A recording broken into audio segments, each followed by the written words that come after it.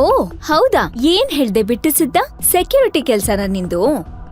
ಅವರಿಗೆಲ್ಲ ಆಫೀಸ್ ಬೇರೆ ಇದೆ, ಇಲ್ಲಿ ಅಲ್ಲ ನಿನ್ ಕೆಲ್ಸ.